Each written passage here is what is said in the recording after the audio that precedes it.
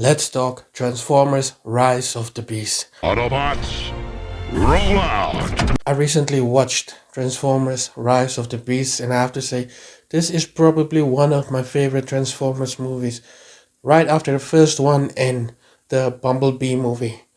So let's get into it. Now, obviously, I didn't have high expectations for this movie, especially after the last night. That I just didn't enjoy that movie. The story was all over the place. The tone was inconsistent. The CGI wasn't as good as it used to be, and all of the talk about King Arthur and all of that just didn't make sense. It just didn't fit into the Transformers lore. And then came Bumblebee, which was a pretty grounded story focusing on one of the best Transformers and probably my second favorite Transformer, Bumblebee. So it was great to see Rise of the Beast, and it included so many new Transformers like the Maximals and the Predacons and the Terracons and Unicron, which was amazing. I just wish they spent a little more time fleshing out the backstory of the Predacons and the Maximals. I grew up watching Beast Wars. It's actually the first Transformers thing that I watched. We didn't have the old TV show, we only got Beast Wars, so that's what introduced me into the Transformers universe.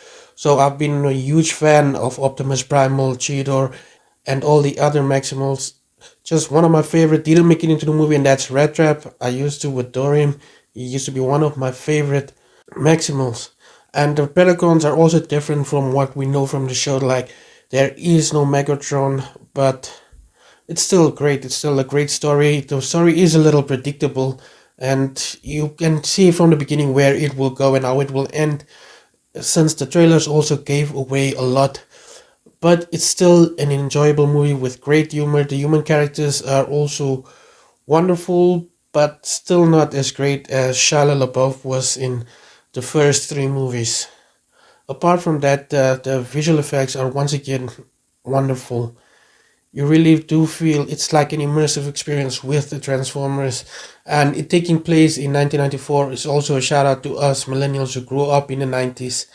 So, which is wonderful. And I'm gonna share a minor spoiler. The Transformer universe will connect to the G.I. Joe universe. I don't know if it will be part of the original two G.I. Joe movies or if they are also rebooting the G.I. Joe universe, since this franchise or this new movie also feels like it reboots the Transformers universe. It has nothing to do with the first four or how many films were there, that it takes place after Bumblebee, and they even have small reference to the Bumblebee movie. So I don't know what the future of the Transformers movies will be like. Other than that, this is an enjoyable movie and something that I will definitely watch again.